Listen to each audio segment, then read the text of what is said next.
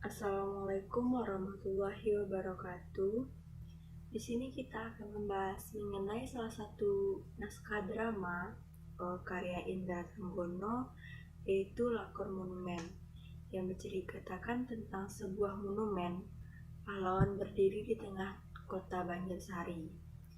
Monumen itu didirikan untuk mengenang jasa pahlawan lokal yang pada masa penjajahan Belanda gugur dalam pertempuran di kota itu. Monumen itu dalam keadaan terlantar, tak terawat.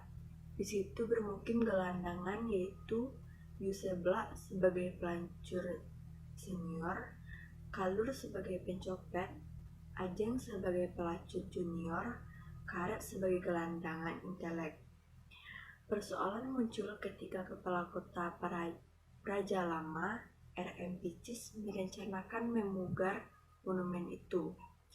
Usulan mengenai peningkatan status para pahlawan dari pahlawan lokal menjadi pahlawan nasional. Pemugaran itu juga dimaksud untuk meningkatkan pendapatan daerah. Kelak monumen itu akan dijadikan objek wisata unggulan.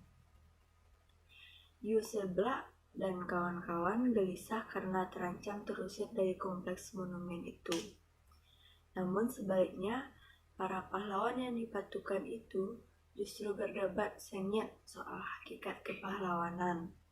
Untuk merealisasikan pemugaran dan usulan perubahan status menjadi pahlawan nasional, R.M. Picis bersama asistennya meninjau dan memilih pahlawan mana yang layak mendapat anugerah menjadi pahlawan nasional.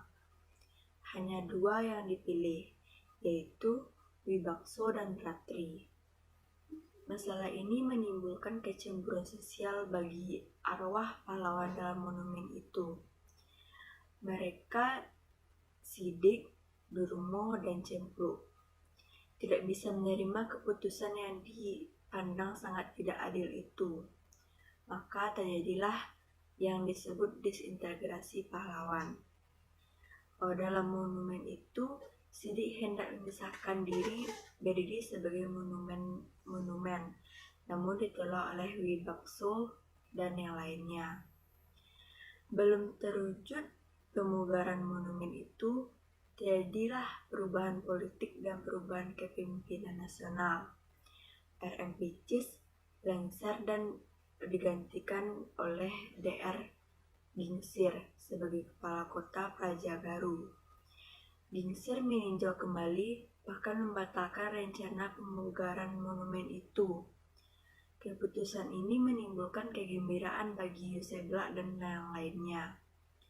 Namun di balik itu ternyata Gingsir punya keputusan lain, yakni menggusur monumen itu, dan di lahan bekas monumen tersebut didirikanlah mal.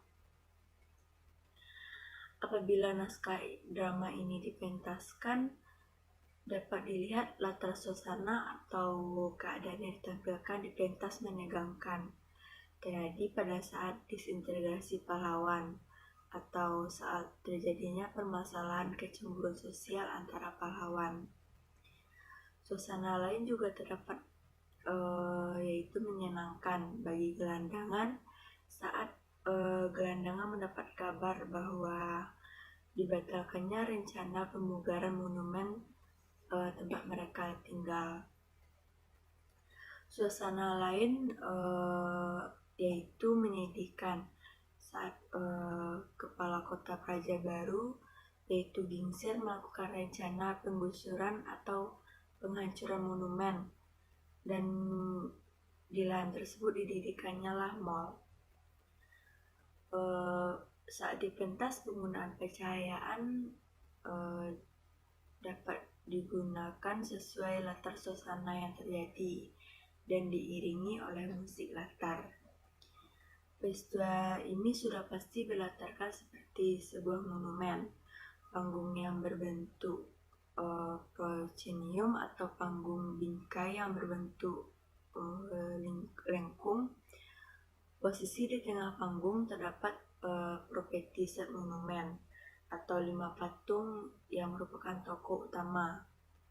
Lalu adanya kemenyan sebagai Properti pembantu pada adegan Yusebla atau kawannya sedang memanjat doa untuk para tokoh patung. Di sini semua tokoh pada naskah drama ini memiliki perannya tersendiri, yaitu tokoh utama Wibakso, Durmo, Cempluk, Sidi, dan Satri.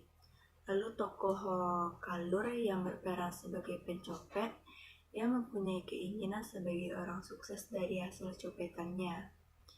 Lalu Yosebla sebagai pelacur senior yang bersikap realistis. Ajeng sebagai pelacur junior yang berpikir kritis. Lalu Karep atau gelandangan intelek yang cerdas. Lalu kepala kota Praja Lama R.M. Picis yang bersikap sok kuasa, dan kepala kota Praja Baru yang menggantikan R.M. Picis yaitu Gingsir yang bersifat pragmatis, dan dibantu oleh asisten dan wakilnya yaitu Pugu. Tokoh pembantu yang berpengaruh lainnya yaitu Den Bei Taipan, seorang pedagang yang militan dalam berburu laba. Tokoh ini sangat berpengaruh dalam jalan cerita naskah ini, karena puncak permasalahan cerita ini disebabkan oleh tokoh pembantu tersebut. Pada naskah drama ini tidak semua tokoh yang memiliki peran penting dalam naskah tersebut. Contoh pada tokoh pembantu orang satu dan orang dua yang berperan sebagai gelandangan yang pemabuk dan kasar. Ia hanya berdialog untuk bertanya apa yang akan dipidatokan oleh Kalur. Jika tidak adanya tokoh orang pertama dan orang kedua tersebut, tidak akan mempengaruhi jalan cerita drama ini. Contoh kutipan pada naskah drama ini ialah, "Aku tadi mendengar orang mendoakan kita. Ya, aku melihat mereka. Mereka memberi kita sesaji, bunga-bunga, dupa, kemenyan, rokok. Kurang ajar. Kita dianggap dempti. Brengsek, malah ada yang minta nomor segala. Ini apa-apaan Wisago? Tenanglah, tidak ada jeleknya bikin hati mereka gembira. Anggap saja ini sekadar intermezzo." Pada drama ini, hal yang berkesan bagi saya, unsur cerita ini saling berkaitan dan ceritanya yang menarik, karena di sini para tokoh patung dapat berdialog dalam drama ini, dan juga terdapat beberapa dialog yang berbahasa daerah. Jadi membuat saya kurang mengerti mengenai apa yang dikatakan dalam dialog tersebut. Jadi setelah saya membaca drama ini, juga dapat menambah wawasan saya bagaimana seharusnya kita menghargai perjuangan pahlawan kita terdahulu yang telah berkorban demi bangsa negeri kita ini.